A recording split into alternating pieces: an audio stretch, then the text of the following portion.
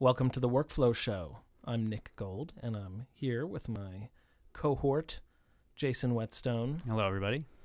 And this is episode 303, When to NAS and When to SAN. Right. The differences between a NAS, aka a file server, and a SAN, a storage area network. Storage area network. And NAS is not the reverse of that, right? NAS stands for network attached storage. It's not like God and Dog or anything Right. deep like that. It's more, well, it's a difference in the entire way you create a storage network. There's a lot of differences between the two. But we hit this all the time, right? Because both of these storage networking technologies are, number one, options for people who are doing collaborative video storage environments. Right. And yet they're very different technologies, even though at the end of the day it's a not terribly sexy hard drive icon on your desktop. Exactly. But man, what goes into that hard drive icon? So important. It's pretty crazy. Yeah, there's a lot behind that little hard drive icon. To your everyday user, one versus the other, looking at files in the Finder, it really doesn't fundamentally matter. One looks like right? one icon, one looks like another icon. And if it's working well and it's well engineered, frankly, you don't want the user to ever think of it differently than any other hard drive icon on the desktop. It's there when they need it to be. It allows for the type of collaborative workflows that they may need to participate in with their colleagues as far as sharing of files, whether those are media files or project files, what have you. It needs to be compatible with the applications that they're using at a given moment. It needs to be up to the performance tasks that the user needs. Does it have the read speeds and the write speeds that someone needs to be working with the formats of video and the type of projects that they happen to be finding themselves in at a given moment? And, it needs to be a reliable piece of storage. We talked about that. It's there when you want it to be, but, is it RAID protected? Is there backup systems behind it? Is it compatible with your media asset management environment? All of these things. But at the end of the day, a user shouldn't have to really even worry about what's behind that hard drive icon. You want to make that almost as obfuscated as possible. You don't want them to have to think about it other than that it's there, it's reliable, and it meets their needs. Right. That's for people like us to worry about. We got to make sure there's just the right kind of mojo in that hard drive icon for it to just do its thing day in, day out. Absolutely. Are we talking about, 720p footage? Are we talking about 1080? Are we talking about 4K or 6K? How many layers of simultaneous video streams do you need to pull in that Premiere project, at once and keep up with those speed requirements? Are you doing live ingests? So yes, we're not going to get into the details about all of those nuances today with every possible workflow. I think we're going to spend this time today talking about what truly are the differences between SAN technology, NAS technology, or aka file servers, when a user might opt for one versus the other, when is one clearly out of the realm of possibility for a particular environment, what goes into our thinking when we spec one out versus the other, or, as is sometimes the case, when we say, well, listen, you, Mr. or Mrs. Customer, who are asking us for a collaborative high-performance storage networking solution, well, you could go in the NAS direction, or you could go in the SAN direction. And there's a lot of, again, nuance into why a customer may go in one direction versus the other. So we're going to try to delve into this today so people can be armed with the knowledge to make the best decision both for their organization today and what's the right solution to build on. Because, that hard drive icon may not be so special looking, but in some ways it is the foundation of your collaborative video environment. That is it. So let's start with the NAS. I mean, if I go to my system prefs and I go into sharing and I turn sharing on and I give people the IP address of my machine or the name of my machine and they say, and they connect to it and it shows up on their desktop. There's that icon on the desktop. that's a NAS, right? I mean, I can edit off of that, right? You're now a NAS, right, Mr. Whetstone. Your computer has become a NAS. So let's first explain what NAS means. NAS simply means network attached storage. Mm-hmm. And that is just another word for a thing that most people commonly refer to as a file server. Right. And so, yes, for many years, people have gone into the sharing preferences on their computer, whether it's a Windows or a Mac, and you can reshare some or all of the storage that might be inside of your machine or tethered to your machine across an Ethernet network. And that's part of what makes a NAS a NAS. This is using Ethernet networking technology, whether that's single gigabit Ethernet or the newer, faster 10 gigabit Ethernet. You know, NAS and file servers use Ethernet as the shared storage environment. And network switches, all of that is Ethernet based. Now, Ethernet doesn't necessarily mean those copper cables that most of us do plug our computers into the walls with to get on the network when we're not doing wireless. So you can have Ethernet over fiber then. That's right. And that's, you know, it's an important thing to point out. When we talk about fiber, we sometimes mean it in several different ways, and we'll talk about it more in the SAN way in a few minutes. But you can use fiber optic cablings. Yeah. Those cablingses. Yeah. You can use fiber optic cables in an Ethernet network that plug into Ethernet switches that have special types of modules installed in them that allow them to connect to other systems via fiber optics versus those copper cables that have those RJ45 connectors at the end that we call twisted pair.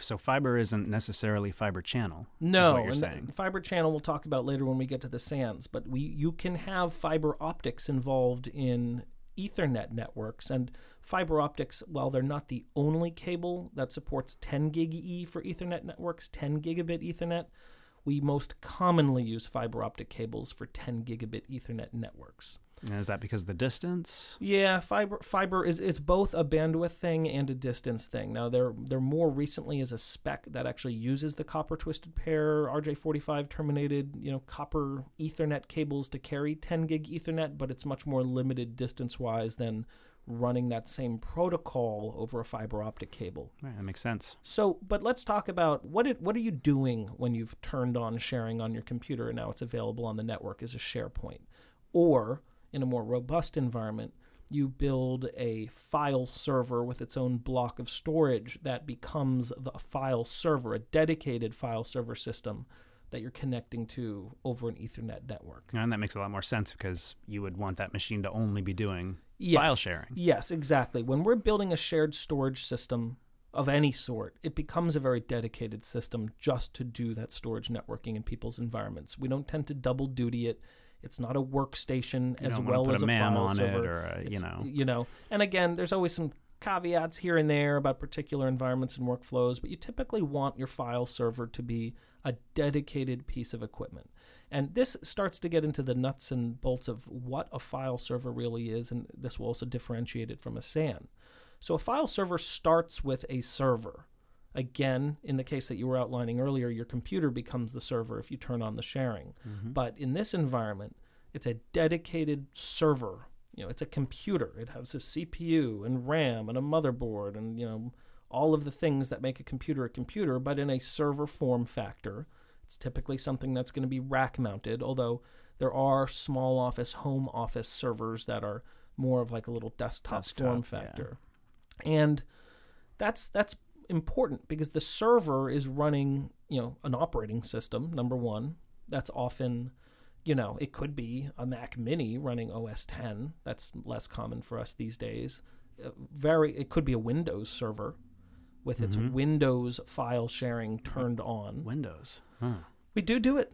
I know. I mean, at the root, it's a server that's sharing out a file system. Exactly. So. And often for us now, file servers that we build for video workgroup environments are running some variant of Linux. There's a particular commercial variant of Linux called OpenE that we use on the file server appliance type of boxes that we tend to sell. And OpenE is a version of Linux that is tuned specifically for storage boxes, basically. Yes, and it can share storage out in several ways, but one of the ways it does that is through file services. And so you have to think about, imagine a server, there's this computer, that has an operating system and some software that runs on it, typically as part of the operating system, that are there specifically to share storage out to other users so that they can utilize it by hitting it across an Ethernet network, or even, the internet at large, theoretically, if you're VPNing in or something. And that's a set of software services that are running. And that file server, that computer that's running the file services, the NAS box itself, it has a block of storage attached to it. Now, that block of storage that the NAS box has, it is the machine that's directly connected to that storage. Mm-hmm. Yep. And what that server that sits on top of that storage does is it essentially presents a virtualized version of the file system that's actually running on that storage, that turns it into a block of addressable storage instead of just a bunch of hard drive sitting under the hood. Virtual. So when I hear the word virtual, I tend to think the machine is doing something at the same time as it's doing that, whatever that virtual thing is. So I think a little bit slower, maybe? Well, exactly. Think about this. When you connect to a file server from your computer and a little shared drive icon comes up on your desktop, it has that little icon. I think on OS X, it's like the little people holding hands. Mm-hmm. It's like a network share, but it looks like a volume. It looks like a drive icon.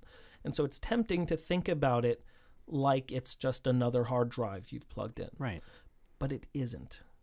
You want to know what it is, Jason? What is it? A lie. It's lies. It is. It's just a lie. It's a lie because as you write files to that thing that looks like a drive icon, you copy data to it, you ingest video, you render something out to it. It's tempting to think that you are addressing that storage directly, but you're not. Because it's a virtualized file system. Exactly. Mm-hmm. What you are really doing is talking to the file server computer over the network using one of several common file sharing protocols that we use.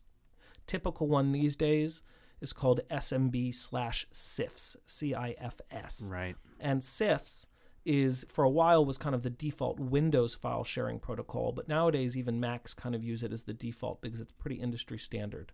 Another one that we sometimes use is called NFS, which has its roots in kind of Linux and Unix-based operating systems as their file sharing technology.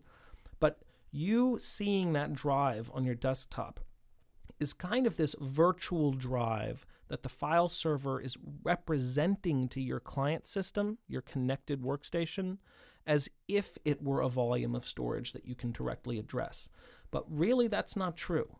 The thing that writes the data to that underlying storage in the file server is the file server's computer itself. Running those file services. Yeah. So it's almost like a middleman. It's a perfect way of looking at it. Mm-hmm. It is a middleman. It is saying, well, you're really kind of transferring data to me at a really high speed, and then I'm going to write it to my underlying storage that really I'm the only one who's directly addressing. But I'm going to kind of trick you into feeling like you're doing it and it might suffice for your purposes. So probably I'd say maybe 5 years back, when computers weren't as fast, we didn't have very highly optimized operating systems that were very attuned to working specifically as file servers, when networking switches, especially the lower price switches, hundreds or several $1,000 range, just weren't as good and efficient. When a lot of factors weren't kind of fully baked in the way that they are today, we were very reticent to use file servers and the underlying storage that they were kind of virtually presenting to clients as real-time video production storage volumes. Because is that because of the speed or? The speed, and again, the speed and latency, because it's important to kind of differentiate between the sheer throughput as one metric of speed and latency. Are there little hiccups involved in another? Well, back then, we were very conservative about it because both the act of this file server acting as a mediator to the underlying storage could affect both throughput speeds and latencies, causing hiccups. And for real-time video ingest, for instance, which was a lot more common 5 or 6 years ago before file-based workflows just almost completely took over, even little hiccups could mean dropped frames. Sure. Plus, 10 gigabit Ethernet really wasn't even an option at that point, largely for price reasons and just availability of equipment. So we were squeezed into these 1 gigabit pipes universally. And for like all of these reasons, we didn't think NASs, file servers, were suitable production storage. Well, what about link aggregation? So link aggregation was one way we dealt with this back in the day. Link aggregation is a way of taking several independent Ethernet links, cables really. So picture kind of the file server as one box and your Ethernet switch as another box in the middle, and it's got some connections.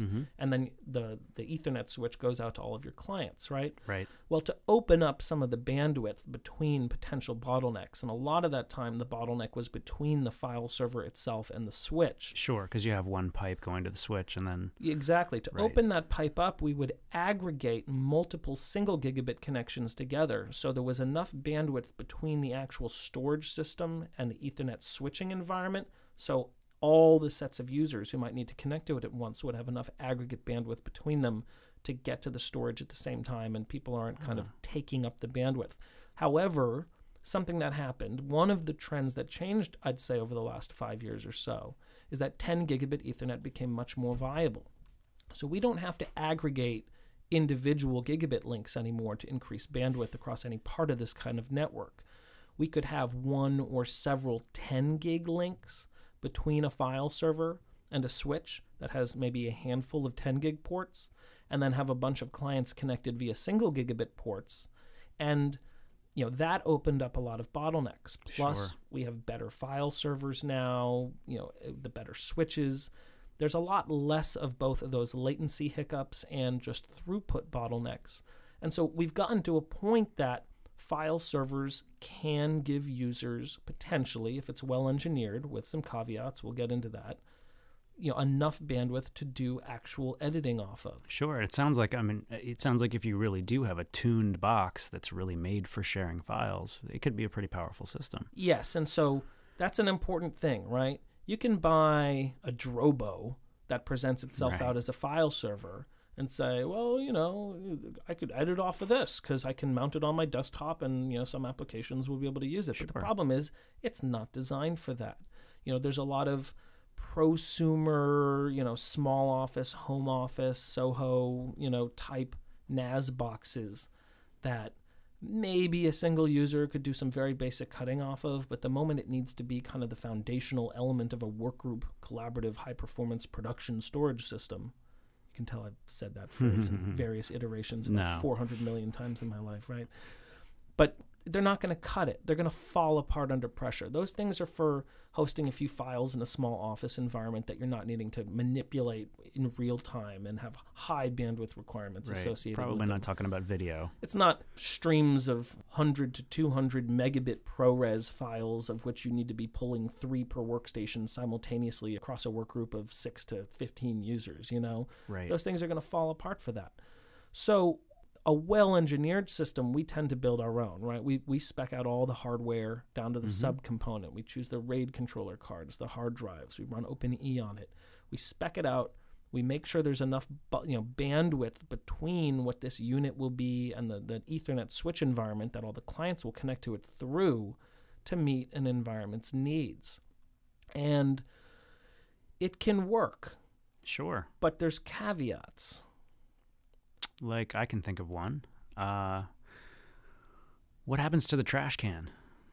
The trash can. Yeah. So what happens when you want to throw away a file on a NAS? That's a good question. What does happen when you want to throw away a file? I can tell you. You get a little dialog box that pops up and says, "Are you sure you want to delete this file? It will be gone for good." And if you say yes, then the file will go away. It doesn't go into the trash can or the recycling bin. It just goes away. It's gone. And this is part of that byproduct of the fact that you're working with a virtualized operating system. It doesn't work exactly the same way built-in, what we call direct attached storage does. Storage that is being locally addressed by your computer through a standard file system. In the Mac, that's usually HFS Plus or the Mac OS Extended File System. That's not what you're interacting with a NAS. There is a file system under the hood, but the only box that's really touching the file system directly is the file server. So things like that behave differently. But there's also a lot of performance ramifications still, even with all the improvements. Well, let's talk about this for a moment. You talked about 10 gigabit Ethernet, right? Yes. So I've heard, a SAN really we're not getting really speeds above 4 to 8. Sure. So wouldn't a 10 gig Ethernet link be faster? Well, let's rewind. Let's talk about single gig, because a single gigabit Ethernet, from especially the clients to the Ethernet switch that acts as the switch that bridges the clients to the NAS. A lot of environments we're doing, it's still single gig connectivity between those clients and that switch. Right. And some of that's for cost reasons. They don't want to run the fiber optics that 10 gig requires. Mm-hmm. We'll talk a little bit more about some of the networking stuff, but just as far as the speed of the gigabit, right? Right.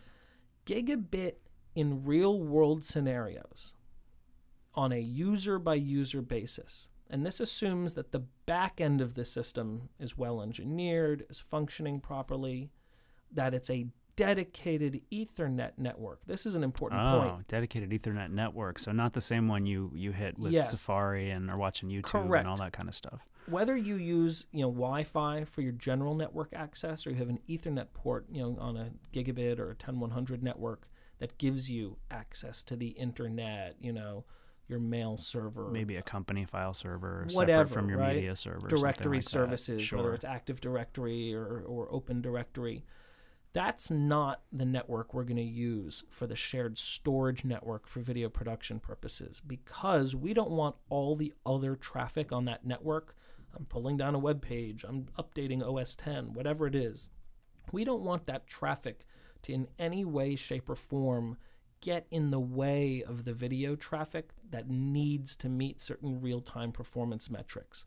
So when we do a file server, a NAS, using Ethernet file sharing as a workgroup storage system, we will run it as a totally separate network from your general network. And that often means your client workstation will need a second gigabit run connected to it, going to usually a dedicated switch that, again, is just to connect clients to the video shared storage NAS. Okay. And again, that's one of the best practices that we've developed over years of doing this stuff, because again, we found that the moment you're kind of trying to combine general networking stuff and this video-specific networking, again, that's one of the things that can create more issues. It clamps on the bandwidth. Mm-hmm. So a lot of people are still using single gig, and single gig in the best possible situation, the shared storage system itself is high performance and can meet the aggregate needs of all of the users at once. It's on a dedicated network. There isn't a performance bottleneck between the NAS itself and the switch. Mm-hmm. And that if single gig is how the clients are connecting to it, your performance is going to be about akin to editing off of a 2-drive RAID 0 FireWire 800 drive, like a G-RAID or a LaCie. These are one of the desktop drives that actually have 2 hard drives built in, and because it uses RAID 0, which is a stripe across those 2 drives, it's going to combine some of the performance and all of the space of those 2 physical hard drive mechanisms, and you're just going to see it as a single icon on your desktop, a single drive. Right. And gigabit Ethernet is, on paper, a little bit faster than the 800 megabits a second that a FireWire 800, that's the 800 and FireWire 800, gives you. And frankly, a lot of the times the little RAID controller chips that are doing the RAID 0 in one of those desktop drives aren't the most high-performance things in the world. There's a lot of bottlenecks with a lot of the FireWire 800 chipsets that are out there that actually turn the drive into a FireWire 800 device. So really, in best world conditions, a gigabit connection to a well-engineered NAS on a dedicated network is going to probably net you a little bit better performance than connecting to a 2-drive RAID 0 FireWire 800 drive on your desktop. I'll use megabytes a second just to confuse things, but I don't know. We kind of go back and forth between bits and bytes. Just remember, folks, a bit is 1/8 of a byte. A byte is 8 bits, so that's how you do the math there. It's about all the arithmetic my mind is able to handle, and usually that requires a calculator. But Let's talk about megabytes a second. So a FireWire 800 drive, I've often seen like a read speed on those top out at like 60 to 70 megabytes a second. In a gigabit environment, we see those read speeds off of the shared storage system probably more in that 70 to 85 megabytes a second. And so what do you get over that, assuming, again, everything is all right in the world? Well, that's probably just, we talk about guarantees. We try to throw kind of conservative numbers out there, right? ProRes, standard ProRes 422. You'll probably be able to pull in real time 3 HD ProRes 422 streams over a gigabit Ethernet connection. Are we talking like 720, 720p? Whether it's 720 60 or 1080, 5994 fields rather. So maybe like 1080p 30 or I 5994 or 720p 60. You'll probably get 3 streams of that in real time through that connection. If you move up to the HQ variant of ProRes, you're probably talking about only a guaranteed 2 streams. So when we talk about stream counts and why it may be better to have more streams, users need to think about their video projects. This is something that is very specific to NLEs, to video editing. After Effects, because it caches so much in RAM and things like that, it doesn't stress the storage in the same way that video editing itself does. It's also not real time usually. Exactly. Yeah. But what's real time when you're editing, right? So people tend to know that when you render out, right, you're basically running, your project file is essentially an instruction sheet, right? It's a recipe. Yep. Right? That's all a project file is. It's a recipe.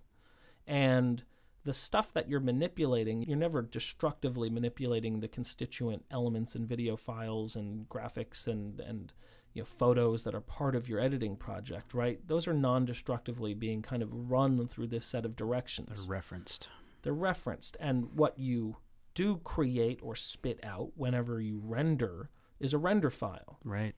And a render file kind of takes that raw stuff, runs it through your instructions or your recipe, and spits something out afterwards.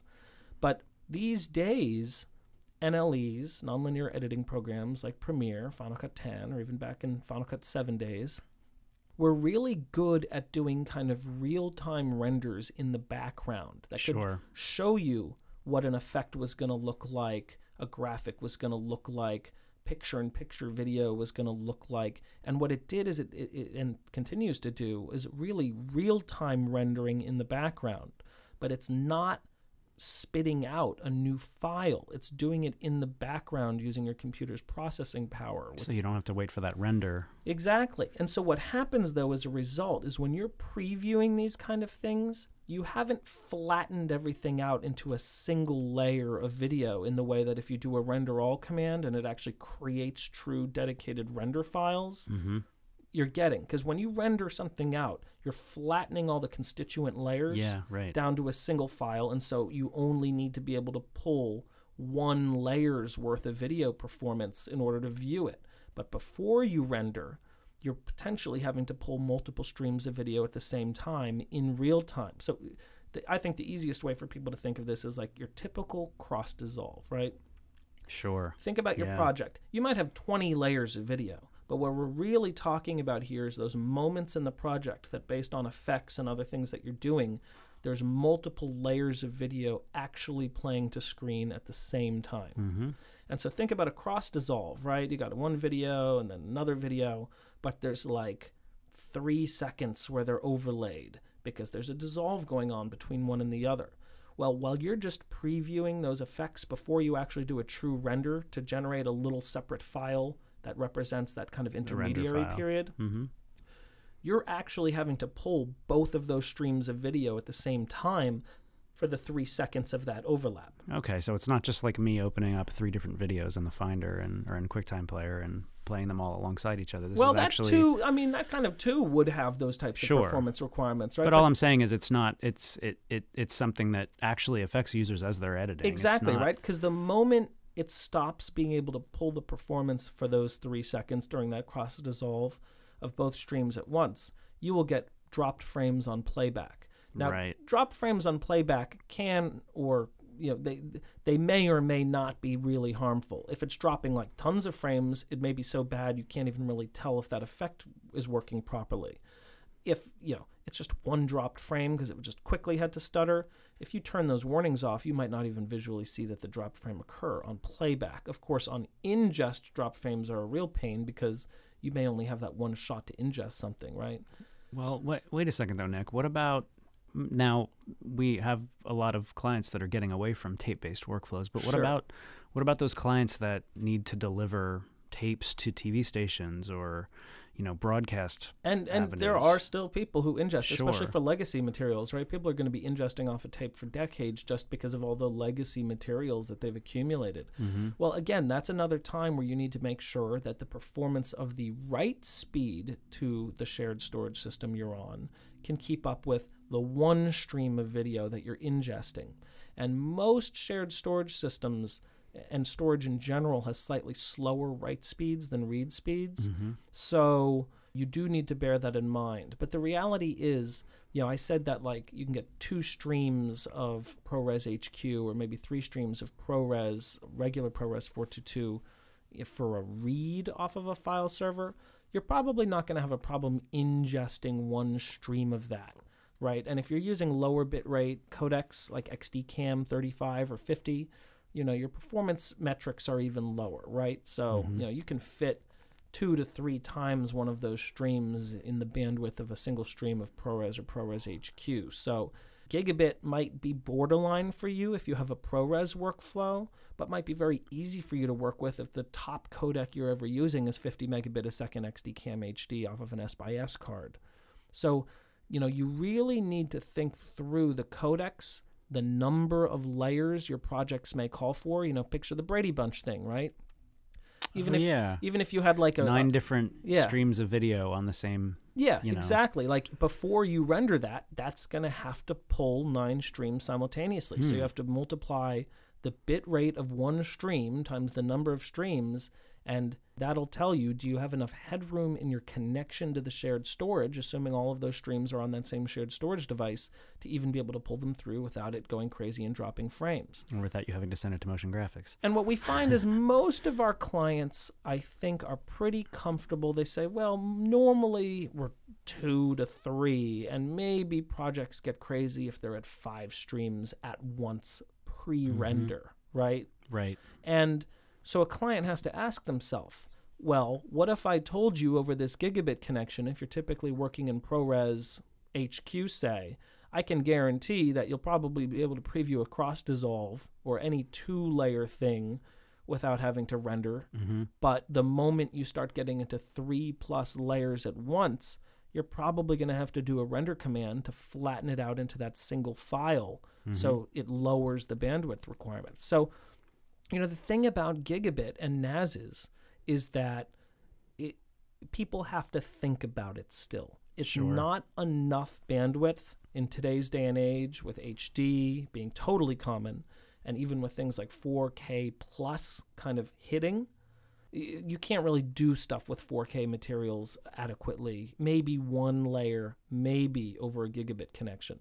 So gigabit still requires some thinking, which is one reason, Sure. We hate thinking around here.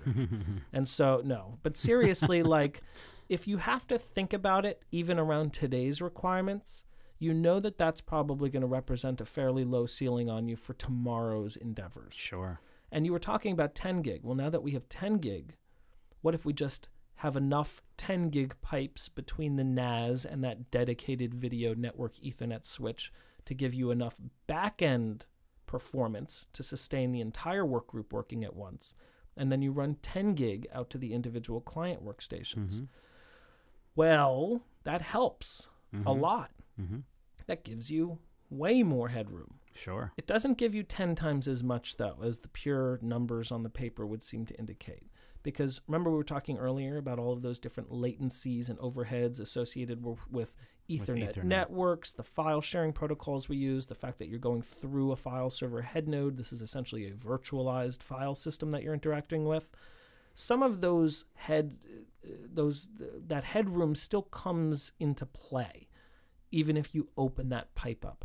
So what we tell people, again, it's probably a little on the conservative side. And again, this is all dependent on the back end of the system being well engineered and there being enough dedicated total bandwidth between the file server and the switch to sustain everyone. But with all that said, even if all that's in place, really there's probably, people should only count on maybe a 4 to 6 time or roughly 5 times improvement of performance to a client workstation from going from 1 gig to 10 gig. So not 10 times performance or even 9 times performance. But the reality even 5 times performance is a lot. That starts to get it into a zone where from a bandwidth perspective, you don't have to think as often. Right. You know, now that it's 6, 7 streams of ProRes or ProRes HQ or even more with lower bitrate codecs over 10 gig, it's like, well, I'm not going to have to think about that because those are some real outlier scenarios that I might have a project that calls for that, right? Right. Here's the flip side, though. 10 gig is still much more expensive than single gig. We've got some cheaper switches that we can do that maybe have 4 10 gig ports and like max out at 4 10 gig ports. And then have a bunch of single gig ports. And then they'll have a bunch of single gig ports. And we typically are doing HPs because we find that they work well in the real world, but they're a low enough cost where it's not a mind bender for folks. Yeah. But that gives you up to 4 10 gig ports and up to 48 single gig ports. Well, we're going to typically recommend that you have at least 2 10 gig ports going between your NAS and that dedicated video Ethernet switch. Right. So at most leaves you 2 more 10 gigs to run to your client workstations. Those client workstations will need to be outfitted with 10 gig E cards. Right. Or these days, Thunderbolt boxes. Yeah. It's basically a 10 gig port on one side to connect to that fiber optic cable probably and go to that switch. And on the other side, it just gives you a Thunderbolt connector to connect to your Mac via Thunderbolt. Right. We also have PCIe card versions to install into older Macs or Windows machines. But those things are, not free. I'm thinking probably along the lines of what it would cost to plug in a fiber channel. Yeah, they're not much different than the cost of a fiber channel interface. And here's the other rub, right? To use a Brian Suma phrase. Here's the rub. Here's the rub, yes. He likes to use that Shakespearean phrase. I know, right? He's such a theatrical guy. Although I guess he doesn't hold a candle to you. Well, thank you. You're Mr. Theater. Thank you, Nick. He was doing some voices before we started recording. I was very impressed. He could go into like Charlton Heston. Yes, Nick, tell me what the difference between a SAN and a NAS is today. Yeah, exactly. Now I feel like I'm really on the spot. So here's the rub. The moment you need a switch that either out of the gate has more than 4 10 gig ports or maybe even has a dozen of them or 20 of them or whatever it may be that you need, you're starting to get into a class of Ethernet switch that it's much cheaper than it was a few years ago. Sure. But it still ain't cheap, right? So we're typically using Cisco's that come with 8 10 gig ports on board and then have these 2 other module slots that can either be per slot 20 single gigabit ports or 8 more 10 gig ports. And so maybe we have a work group that really needs a total of 8 10 gig ports and some single gig for other connections, and we'll have to sell one of those switches with the 20 port single gig module board installed. So you can mix these connections in your environment. Absolutely. You can say maybe these 2 editors over here need a 10 gig connection and everybody else can have a single gig. Absolutely, right? And it is important if someone is looking at a NAS and is having a conversation with us to determine, well, do I need single gig for this user? Can I get away with that, or do I absolutely need 10 gig? Maybe I've got like a couple of producer workstations that are doing at most some cuts editing or very light stuff, and then I've got a couple of like primary rooms that do the more complicated stuff. Well, maybe you can get away with a cheaper Ethernet switch that has 4 10 gig ports, 2 of them going to the NAS, 2 of them going to the high caliber workstations, and then a number of the gigabit ports, single gig, going to the less robust systems. We do that all the time. And a conversation with us can pretty quickly determine what that is, as long as we know what are the codecs you're working with, what is the complexity of the projects, yada, yada, yada. So, but a totally 10 gig NAS based system, because largely of the cost of that switch that's going to be necessary to give you a good number of 10 gig ports, it starts to get a little pricier than a lot of people realize. They're like, I thought I was saving money with Ethernet. And it's like, well, you needed a lot of 10 gig, and that's still... You needed a lot of 10 gig. Hey, what about adding things like transcoders? Like, what if I want to put an elemental or an episode box or something like that on a system like... Or a MAM or an archive system. An application server for a MAM, something like that. I mean, we're starting to look at other machines maybe needing some higher speed or just a little bit more horsepower to access that storage. Well, again, that's where an even deeper look at workflow is going to be necessary, right? Because we have to determine, to those various systems doing their thing, maybe it's a tape archive server, so it's running something like ArchiWare Archive, and or a Tempo digital archive, or one of many different tape archive packages, Zen Data or Storage DNA or whatever, right? It is going to need to mostly read data off of the storage system and then write it to tape that it is typically going to be hosting directly itself, because it's going to be tethered to a tape library or a tape drive, right? Right. Well, we know that tape drives write at certain speeds, and the reality is even a single tape drive can be written to at faster than the speed that box will be able to read off of the NAS if it's only connected via single gigabit connection. Oh, right. Then you throw in a tape library that has 3 or 4 drives, and they all may be reading and writing at the same time, depending on certain types of operations that may be going on. That single gig port will be a bottleneck. Right. And it won't go as fast as it normally would unless you give it a 10 gig port. So we will often put archive servers on a 10 gig link to a NAS, or the switch that acts as the intermediary to the NAS. We will often put MAM systems on a 10 gig port because it may have to do broad ingesting of assets, moving assets around, bouncing assets between itself and an archive system. Transcoding assets. Transcoding. Transcoders by themselves, if you have like an episode engine, that's kind of an area where we have to think about it a little bit. Because one of the things about things that move files and transcode files, file movement will typically saturate a link, right? If I'm copying something using some box as an intermediary, even a client workstation here, right? Yeah. Or some part of a MAM system that might automatically be moving files based on certain criteria being met. As long as the storage system or systems it's connected to can sustain the speeds behind the scenes based on the number of drives and just the speed of the storage system in general, but it'll just kind of grab whatever it can. It'll grab and it'll suck as much data off that transfer is occurring and saturate a 1 gig link or saturate a 10 gig link. That can now have performance ramifications to the users who are maybe simultaneously using that storage system, because the storage system only has so much performance in terms of reads and writes to dole out. Right. And so anything that suddenly is just mass reading data off of it, because say a file is being transferred off of the system, or mass writing data to it because the file is being copied onto the system or ingested onto the system, it can potentially saturate those connections in a way that an editor typically wouldn't, even through normal video editing operations. So that's one thing we have to look at.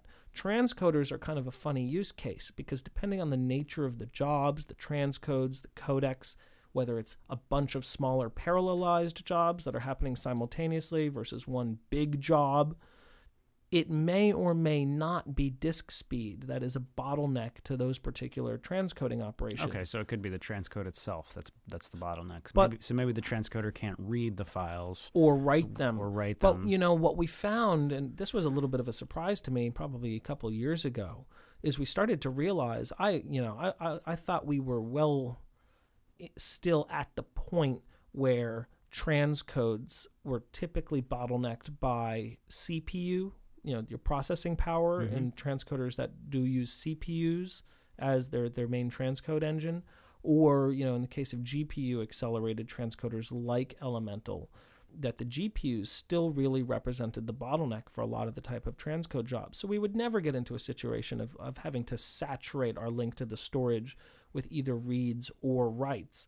because, gosh, isn't this stuff still really bound down by processing power? Right. Well, it turns out that that's actually not the case a lot of the time these days, that a lot of the performance now that the processing power and that, we have single boxes that may have 20 cores that act like a 40-core machine.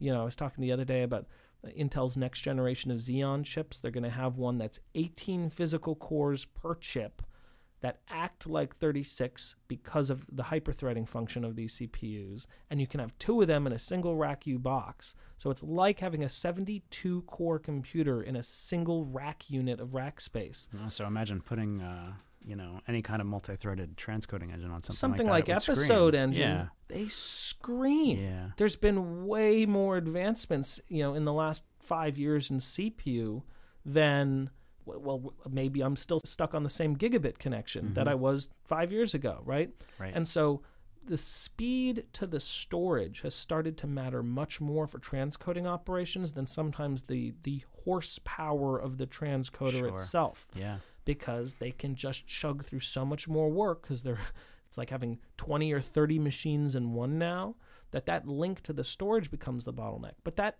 might be good. You may want to hamstring the transcoder so it doesn't completely bog down the read-write performance of the underlying storage system just through doing transcoding activities. You don't want that to disrupt an editor. You may decide we need a separate silo for transcoding, completely separated from the storage system that's being used for the editors, or at least a dedicated set of drives in a file server box that is reshared as a separate share specifically for transcoding purposes. Because if we had the transcoder saturating a 10 gig link, that might dramatically impact the real-time editing environment, and people are suddenly dropping frames and what the hell's going on? No one's editing all sorts of crazy stuff, and it's like, oh, we got that transcode job. Well, one of the applications I can think of right off the top of my head would be like a MAM doing proxy transcodes. That's happening most of the time as ingests are happening. Exactly. So MAMs are, sucking that down and definitely having a toll on both the read and write performance of the underlying storage system. So splitting that out into a separate pool of storage could be good. I mean, again, it's not always necessary. These are things that people have to look at when they look at, the totality of the system. Can it keep up? Do we want to artificially limit anyone's links to it by putting them on single gig instead of 10 gig? A lot of different things we have to consider. Right. So, those are NASs. There are definitely some bottlenecks and overheads. Another thing we didn't talk about are these protocols, right? The way in which the file server virtualizes the file system. So we're talking NFS, SMB CIFS, AFP even? We don't use AFP as much anymore because it was the Apple-centric one that even Apple has kind of given up on. Really, the world has come down to NFS. And I should mention, Macs support both of these from the client side. So you have NFS if you want a more old school Unix-y style one, and SMB CIFS, which is a little more new school, and Apple has kind of adopted as the standard. Well, here's the thing. From a client perspective, first of all, connecting to those shares isn't exactly the same process depending on which you're working with. It's not like there are ways to work around this with some third-party software and some scripting and all of that, but it's not like you turn on your machine and the built-in hard drive is there and the NAS just automatically appears there. There may be a procedure a user has to use to connect to it. Sure. Again, we can automate this, but there's still differences.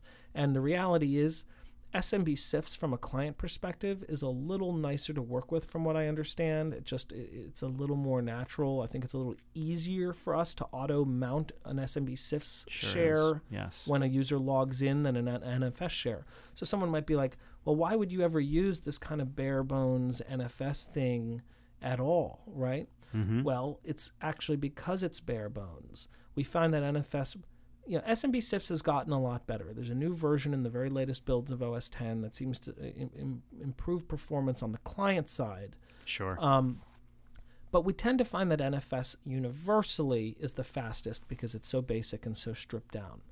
And there are particular apps that don't respect or even allow you to work with an SMB CIFS share but do work with NFS. Final Cut 10 being a huge one. Okay. So, granted, not a ton of our users in shared workgroup, storage environments are using Final Cut 10, but there are some. Sure. And if you're going to use Final Cut 10 with shared NAS storage, you have to connect to the NAS using NFS, at least as of today. Maybe that could change in the future. My thinking is that Apple probably did it because the performance of NFS tends to be a little better. It's because it's a little more bare bones as far as some of the deeper level functionality that these file sharing protocols can offer. For instance, with SMB CIFS, you can set up its own set of users and groups, so you can kind of apply permissions using SMB CIFS itself, right, and set up users or groups for permission purposes on the file server. NFS doesn't work that way. NFS would require that you have a separate directory services system. Mm-hmm. So, yeah, if you have Final Cut 10, you're going to need to use NFS, but it doesn't have its own set of permissions, so you'll need directory services if you want to, rule who can manipulate, content in specific directories or which group of users. So there's just a lot of considerations. That's a whole other discussion entirely. Like I hear a lot of users and admins saying, "Well, we just want to have our SAN wide open." Yeah, that could be a whole other episode. We sure could write that one down. The users, groups, permissions, directory services. Well, I find permissions to be one of the biggest misunderstood children of the. I'd say it's 50% of the support phone video calls. production IT. Yeah, 50% of our support phone calls in some way relate to permissions. So we will address that in a future one. But permission systems do have an impact when you're putting together a NAS or a SAN system. So again, we talked about the NASs. There's the file protocols, there's the latencies, there's 1 gig versus 10 gig, there's having it on a dedicated Ethernet network that isn't your general Ethernet network, having a well-constructed file server behind the scenes. There's just a lot of stuff to it, and it requires some thought, and yet we now know how to execute them pretty well, and they are a viable choice. So that leaves... Now let's talk about the SAN. Mr. Gold, tell us what the difference is between a NAS and a SAN. Yes. So they're not just the opposite of one another, despite them being the same 3 letters in a different order. So NAS was network attached storage and represents a virtualized file system that a file server is sharing out and tricking you into believing that you're manipulating directly. A SAN sounds very similar, sort of. It's a storage area network. A storage area network. I don't know who came up with that name, by the way. That definitely implies something a little bit different than what we just talked about. I don't know. Well, okay, I'll put it this way. It does, in that a NAS is a network-attached storage device. And, a NAS, when we talk about a NAS, we're talking about that box on an Ethernet network that's acting as a file server. Sure. With a SAN, I think you're actually right? With a SAN is the entire network, including the storage. Right. It is a network that is exclusively used for storage. It is purely a storage networking technology. What I've said before is bringing a SAN into your environment it's really changing your environment entirely. So, you think of a storage area network, you are essentially giving everybody a local hard drive that they can all share. Well, and that's like the first big difference, right? Because we talked about how a file server at the end of the day is lying to you. Sure. A SAN is not a lie. A SAN is truth. It is the essence of truth. Well, that's deep. I know. Nick. I'm a deep guy. Yeah. We should talk about some deep stuff sometime. Okay. Sure. Yeah. Okay. So, but really, a SAN is not a lie because it works very differently than a file server. We'll talk about the building blocks of the actual network side of a SAN in a little bit, but here's the heart of it.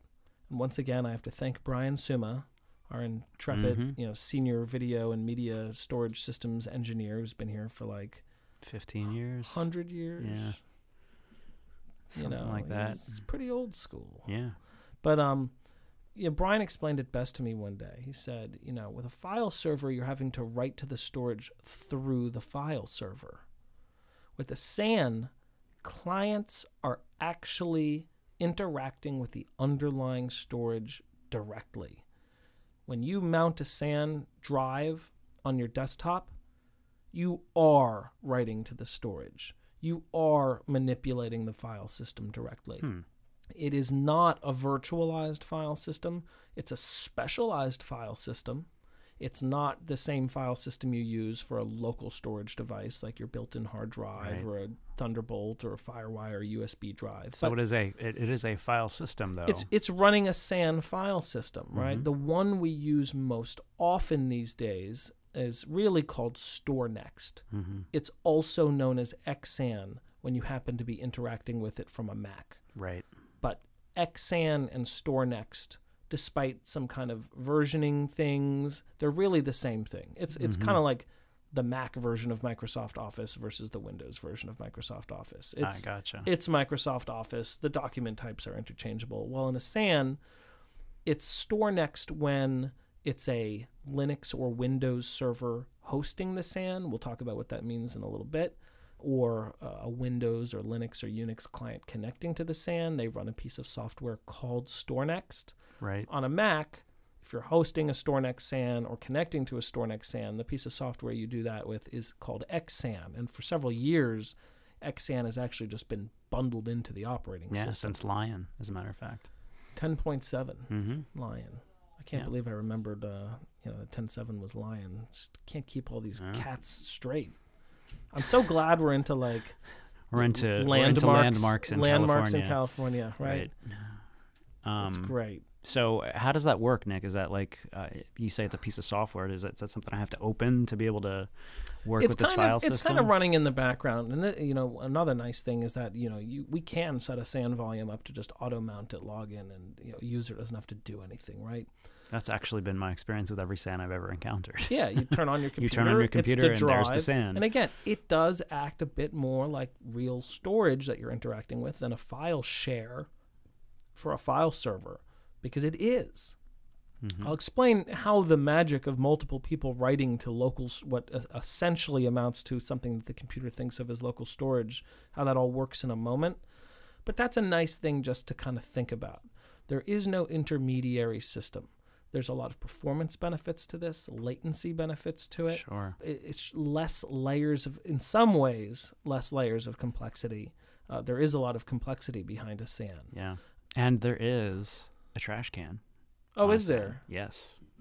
Yes. When you delete files off of your Mac, you do it the same way you delete any other file. You drag it to the trash or press Command Delete, and it goes into the trash. And that's largely and you can go back in there and get it back out if you need to. And that's largely because of how XSAN itself, as client software to StoreNext SANs, has been written by Apple, right? Right. They wanted to make the experience of interacting with XSAN or StoreNext as seamless as possible, because Apple was really pushing it quite heavily for a while. Not as much anymore, but XSAN is almost only used on the client side now. We typically host a StoreNext SAN on Linux servers running the StoreNext software. But again, a Mac uses XSAN built into the operating system to connect to it.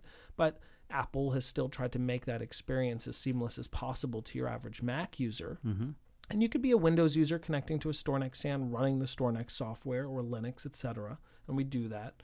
But most of our clients are using Macs to connect to it. That's what they're doing their video editing or their graphics on. And they don't even have to think about an extra thing to buy. We have to do a little configuration, but it's built right in there, right? But you may be asking, well, how is it that multiple computers can be writing to a file system at the same time? That's exactly what I was thinking. You can't have multiple users, the only way you can do that with a NAS is because you don't actually technically have multiple users writing to the file system at once. It's kind of like a mailroom or something like that, where you have one person sorting all the mail. That is such a good analogy. We didn't really use that analogy when we were talking about NAS a few minutes ago. It's kind of like handing all of the packages to one person in the postal in the mail department, and they have to figure out what to do with them. Mike, so that's your file Mike server. is running around with the cart. Yeah. things are flying off the sides. Sure, but not in a SAN though. And in a SAN, the users can put the packages where they belong. Yes. So how is that possible? Because one of the things about file systems is most file systems aren't designed for multiple people to be interacting with, especially writing data to at the same time.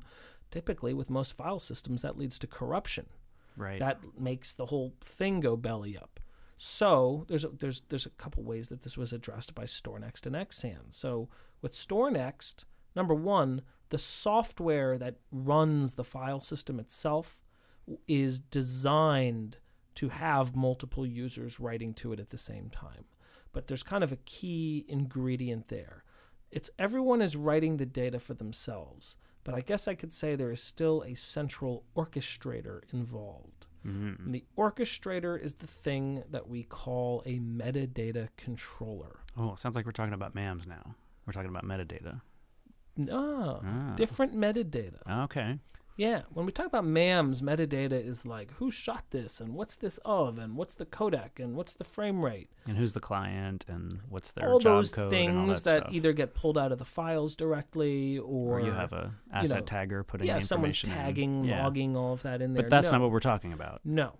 So metadata really just means data about data, right? That's why we also hear the phrase metadata on the news when we're, talking about, Edward Snowden and stuff and phone records. And I won't go into that anymore. But there's lots of metadata because there's in this futuristic IT complex world we live in, Jason, there's lots of data about data. So when we talk about metadata controllers in a SAN environment, the file system itself is the metadata we're talking about, and the instructions that are flowing between clients and this orchestrator computer. It's really typically a pair of computers because they act as kind of in a high availability. Yeah. In case one goes down, the other can immediately pick up the act so the whole system doesn't go down. But in a SAN, this metadata controller server, it's not the one that all the information has to flow through in order for it to get written to the file system. You are writing it to the file system. However, it is, think of it in front of a big orchestra, right? It's waving the baton and saying, you, right here, and you, right to this little section of me, so you're not stomping over that other person's data and corrupting the file system. To get back to our analogy with the mailroom, it's kind of like a user goes into the mailroom and puts a package down, and there's some barcode scanner in there that says, oh, hey, this user put this package here. Well, I guess I'd put it this way, right? It's like, oh, I'm going to quickly give you a set of directions to get to the mailbox that you want to drop that in, and it's a specific set of directions that I'm generating at this moment in time that prevents you from running into one of those other people who are trying to get to their mailbox. Okay, yeah, that's great. So, and that's what the metadata controller does. It's saying right here, right on this little section of my storage, right on this section of my storage, don't collide with what that other person is doing, because I'm only having one person write to individual blocks of storage. And this is way deep under the covers of hard drive and SAN technology, but you're really preventing users from writing over each other's data. And so the metadata we're talking about in a SAN, it actually flows over an Ethernet network. It's a dedicated network. It's gigabit. Another dedicated network. It's not the network that the data flows through, nor is it your general network. There is yet another Ethernet network. It actually is Ethernet. And this is purely called the metadata network. And it's where the metadata controller servers send this traffic control routing right here, don't write there, moment-to-moment information to all of the clients of the SAN system so their data doesn't overlap and corrupt one another and there aren't collisions and everything just works properly. Gotcha. So it's not the general network, and then you have the metadata network. Well, the thing on another layer of the SAN that's special is that it doesn't use Ethernet or for the actual data to flow over. So a SAN uses a different type of network called fiber channel. And fiber channel refers to a specific type of networking switch that's just used for this type of storage area network. They they sometimes use copper cables. It's very rare, but they're a totally different form factor. They are typically fiber optic. They're typically fiber optic, and that's where the data flows through. So it's kind of giving the traffic control data through that metadata Ethernet network. The data actually flows over the fiber optic fiber channel network. And then you still have your general network. So there's actually three network involved in a SAN. Right. And then there's this metadata controller. There's all these layers of complexity. It sounds like it's a little complex. And cost. But you want to know what the nice thing is? What's that? It's this big hard drive icon on your desktop that everybody shares that you are directly addressing, really behaves like local storage. Pretty much any program you use is going to think of as local storage. There aren't these bizarre, procedures you have to use to connect to it. And I shouldn't say bizarre, I don't want to overhype it, but it just behaves the way you expect it would. It's, especially for a Mac client, it's like the closest thing to that hard drive icon you just never have to think about. That's very robust, has high uptime, and is just there doing its thing.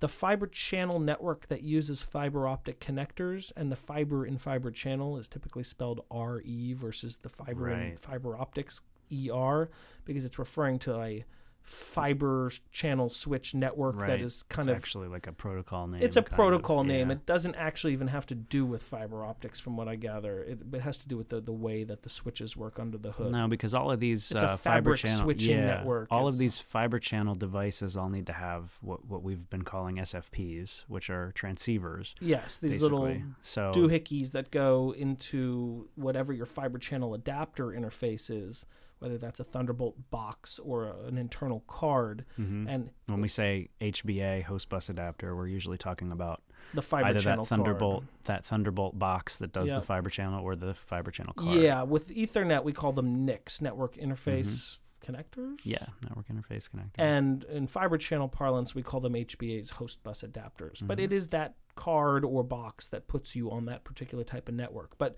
because we're almost exclusively using fiber optics, you have to have a little doohickey in that box called a transceiver module that literally turns electrons into photons and back and forth again, so you can be communicating data over an optical cable. Right. You're not transmitting electrons over a fiber optic cable. It's all photons, but they get translated back to electrons on the switch side, and the RAIDs all speak electrons, so you need these little things. But those are kind of just a little thing at the end of the cables that our clients don't really have to worry about too much. They just need to make sure they have one for every piece of equipment. Right. But, this fiber channel network is getting you through the complexity and the engineering and administrative side of things to a level of simplicity on the user side that's very elegant. And, most users these days have one or two 8 gig fiber optic fiber channel connections between themselves and a switch. 2 is usually used for redundancy purposes more than speed. Exactly.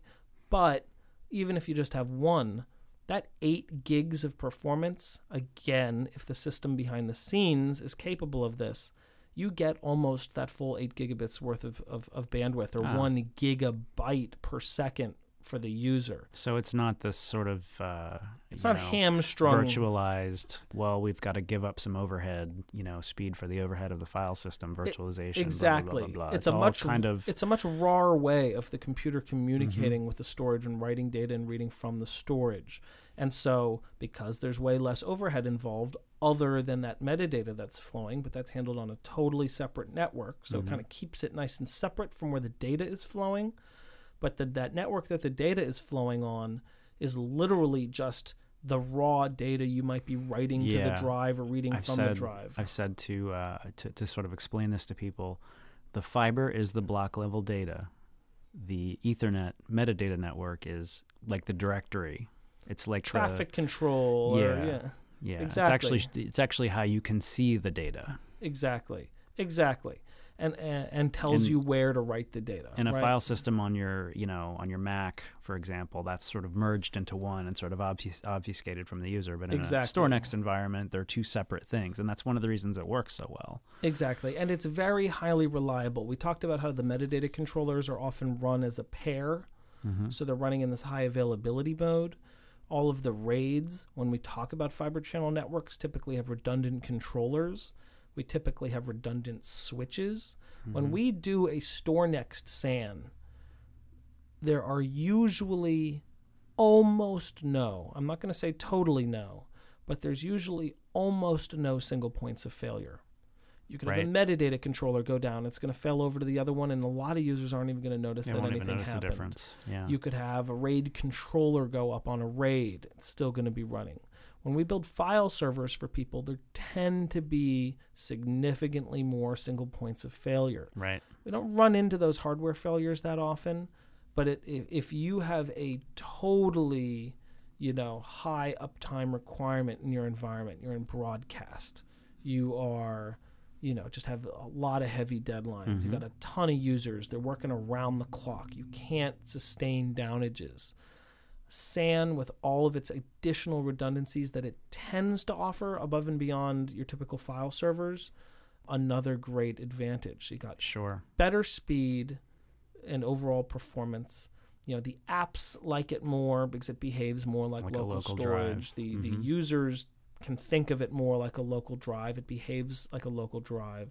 One thing I should say is we don't get spotlight search on it. That's true. So, and that's again because the file system. Let's say that again, Nick. You don't get spotlight searching on a SAN. On a special, specifically a StoreNext / XSAN SAN. Right. There are applications out there that can get you that functionality. A MAM being one of them. A MAM, or there are some indexing tools that we can use that give you a separate thing that's a lot like Spotlight to search. We have a feature of those. Studio Network Solutions actually makes one of those.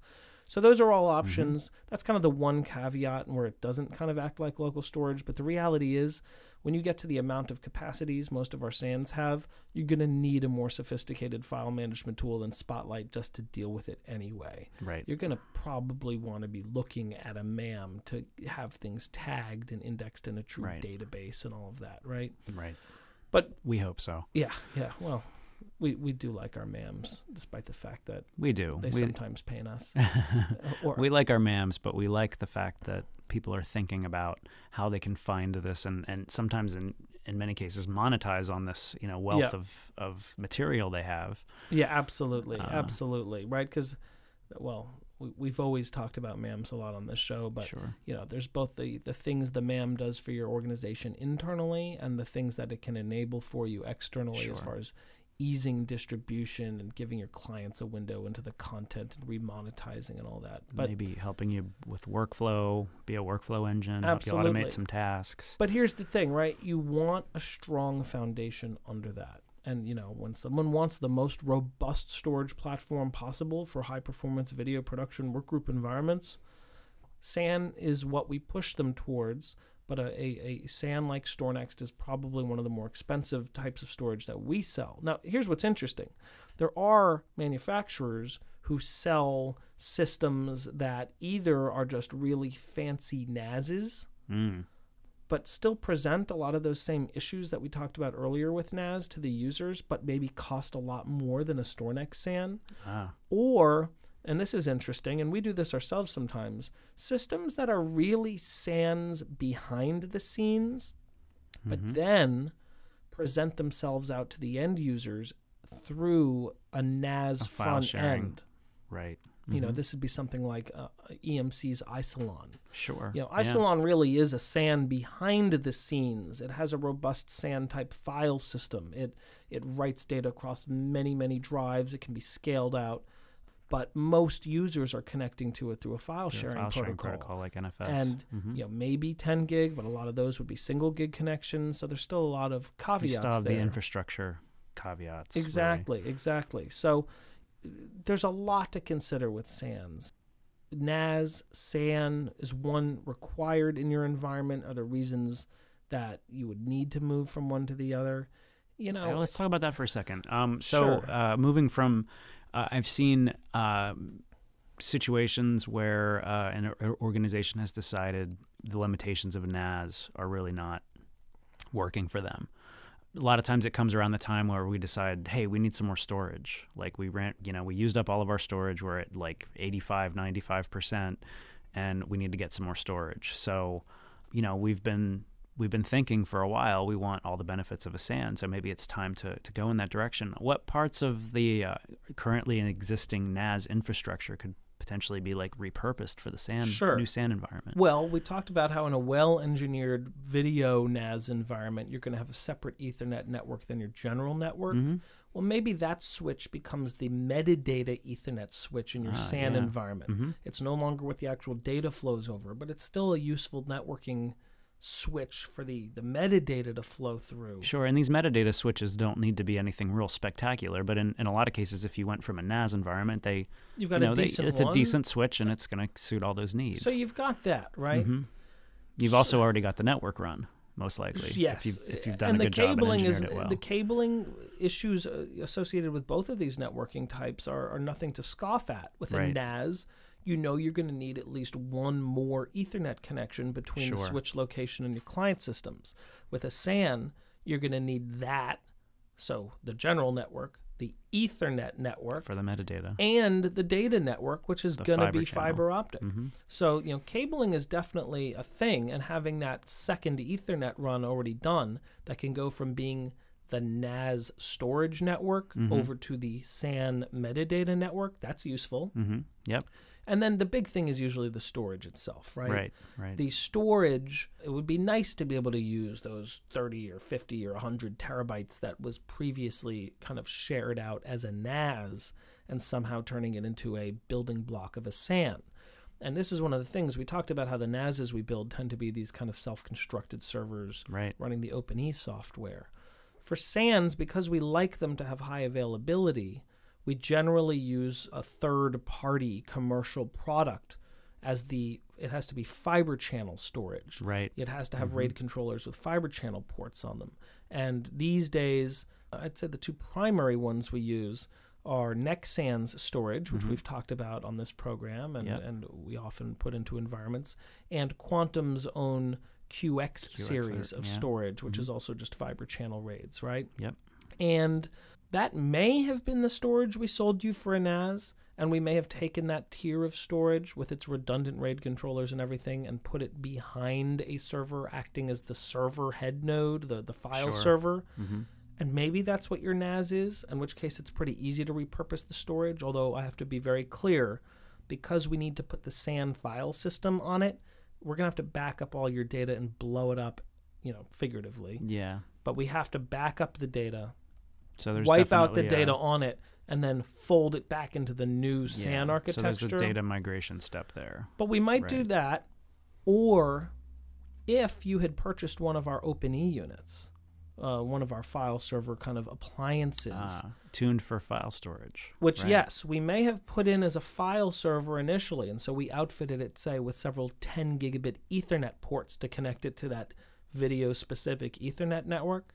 But we actually can convert those into fiber channel RAID storage as well, because one of the things that OpenE can do, in addition to acting as a file server, is that it can actually be the management software for what essentially becomes a fiber channel RAID. Now, the one we sold you as a file server, which had a single motherboard and a single RAID controller, several other single things in it, isn't going to present the high availability with the dual redundant, what they call active RAID controllers that we would often put into a SAN, but we've definitely put OpenEs into SAN environments even with their single points of failure. Again, we'd have to back up all the data onto one of our RAIDs, wipe out the OpenE box, put in a fiber channel card, because again, on a SAN, we'll need a fiber channel card for the storage to connect to the fiber channel switches, which the clients and the metadata controllers are also connected to.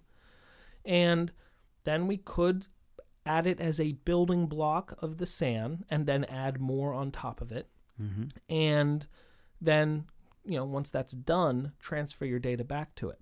And we may say, because again, not always do SANs just present as a single drive. We may have SANs that are several volumes, that are several drives. You might have a drive for each, a volume for each work group. And so we may set your NAS up as one volume of a SAN, and then have new storage, maybe high availability storage that we fold in, like a Nexan or a QX from Quantum unit. that has the redundant RAID controllers and all that. It's really like 2 computers in one, right? We might fold that in as the new storage in a SAN environment, so you get the benefits from that high availability and that high performance, but say, well, here's your original volume, and maybe you treat this as kind of nearline because it is potentially more subject to going offline if a part fails. You might not want to put projects that are being worked on now. Maybe it becomes a disk-based archive tier. Or maybe use it for proxies for your MAM. Proxies. It could act as a backup to a primary SAN Sync volume if it's large enough. Yeah, if we want to replicate your production volume over to another just for failover purposes. So if I do find that in a lot of the transitions we've done that they're more successful if we add a SAN pool of storage and migrate from the NAS to the SAN, and that way, you're migrating from old storage to new storage. There's not a point where you're like down and you can't use the storage because the migration's happening. This leads, I think, to one of the last points I think we ought to make here, right? Which is that in a lot of our clients' environments, they use both of these technologies and often at the same time. And that may be true if you started with a NAS and want to adopt a SAN. You don't have to stop using the NAS.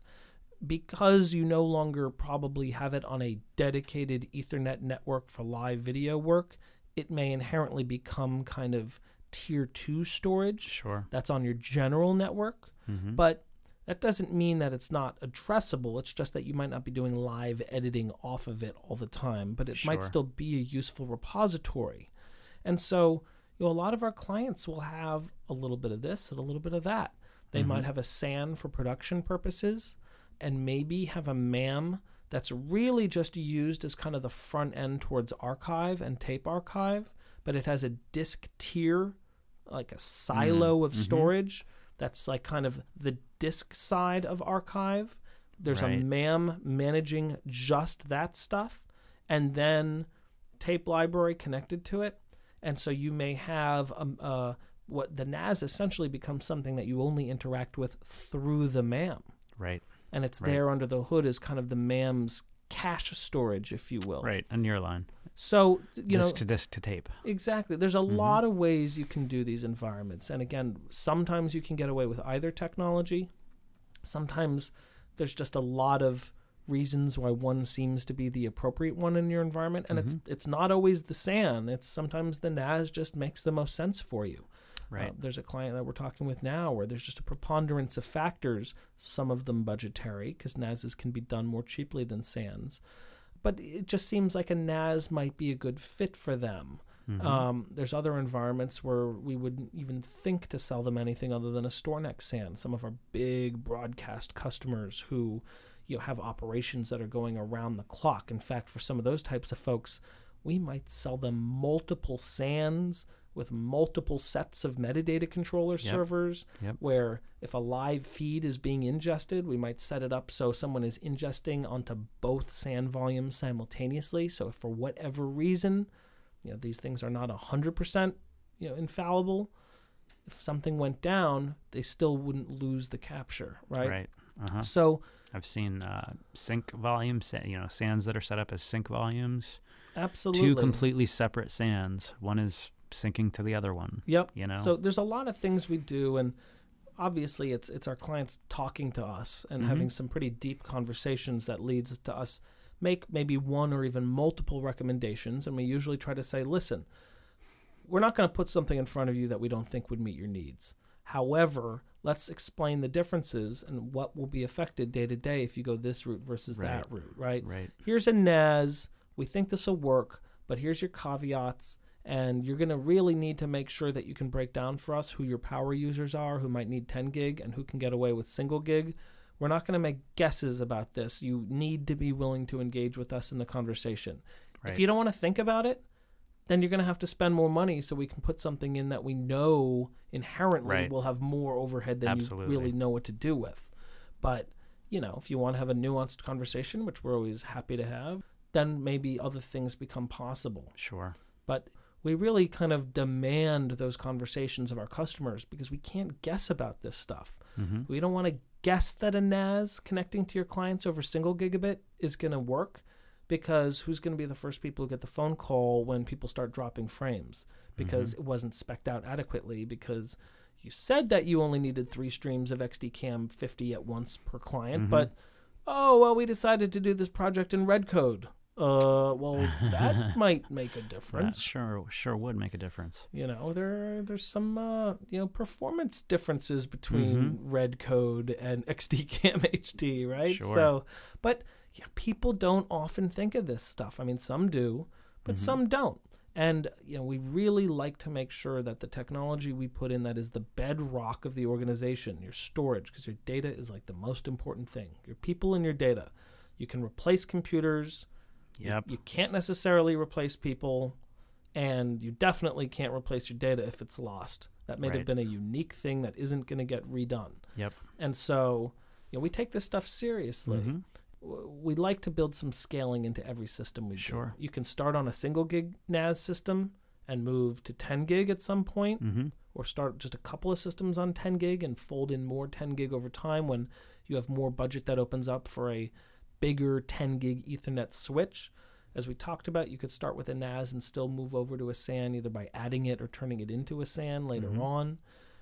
We can build smaller SANs at first, and one of the great things about SANs is they're very easy to add to. We can add storage space that both ups the space of the SAN and gives you greater back-end performance on the SAN at once. And it can be like an hour or two of downtime, and the users come back, and then the SAN is just bigger and faster. Yeah, that's one distinction I wanted to make. A lot of times with NAS, this isn't all NAS systems, but with the basic NAS systems, what happens when you run out of storage and you just we're not going to archive, we're going to add storage. We can add storage to a NAS, right? But when we add, because again, think about these shares, these things that are these virtual volumes that you connect to using CIFS or NFS.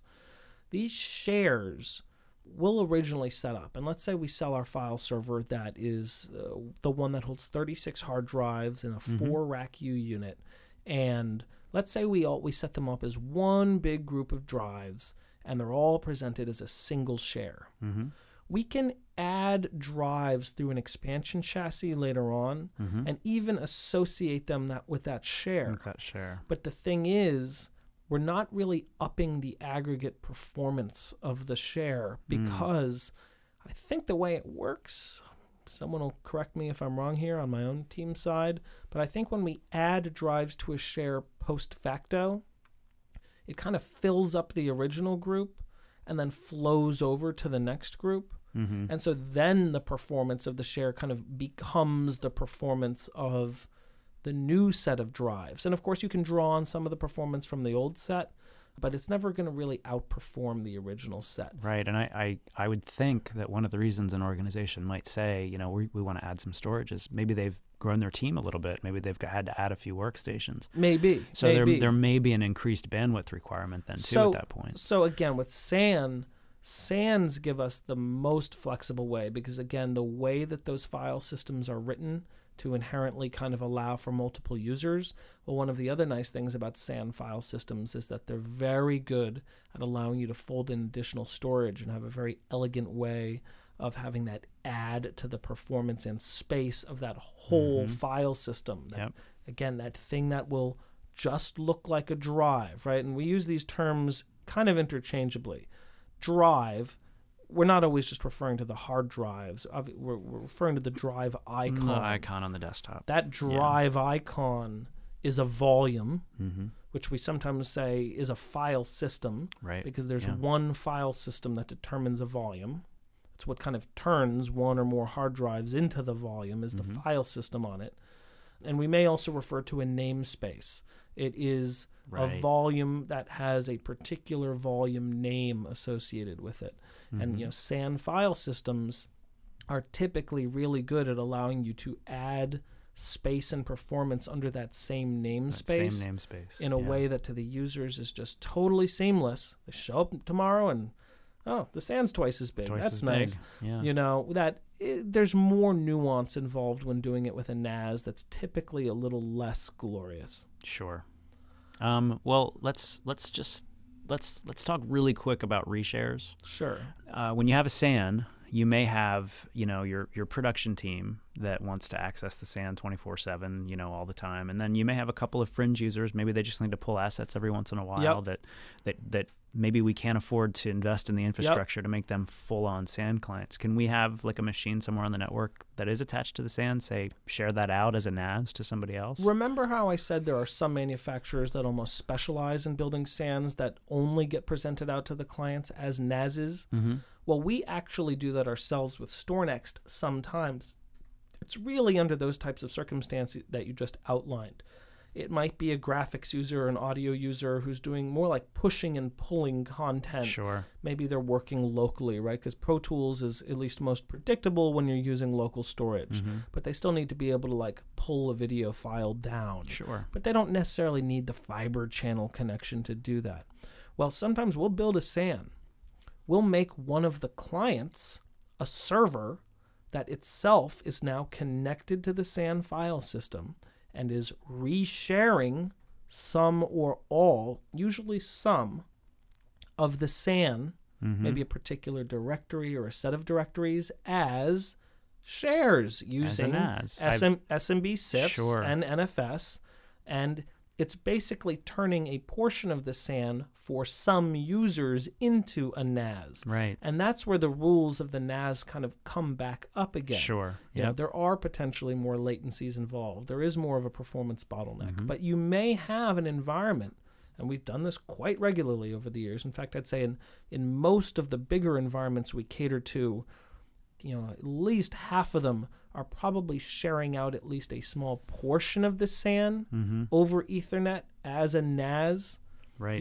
So other fringe users, at the periphery of things can kind of still have some data exchange with the SAN users, but they don't necessarily need all that high performance. Yeah. So we kind of create a hybrid environment where the SAN is a SAN to most users, but for some users, there's this gateway in between. It is a file server. I've heard it referred to as the NAS head. The NAS head. Yeah. It is a SAN client, but then it virtualizes a portion of the SAN out for another set of users. Right. So that gives us obviously the most flexibility. Sure. Because then on a user-by-user basis, we can say, well, you clearly need to be a SAN user. You need to be a SAN user. You could be a NAS user. You could be a SAN user. You three over there could be NAS users. And there is the cost of that file server box, but they're not hugely expensive. It's a server, right? Right. And that way we can bring down the costs on a lot of users by not having to have fiber channel HBAs, less cabling needs to be run out to them, and they still get the performance they need, but in a way that allows them to seamlessly exchange data with the same SAN storage environment that the SAN users are on.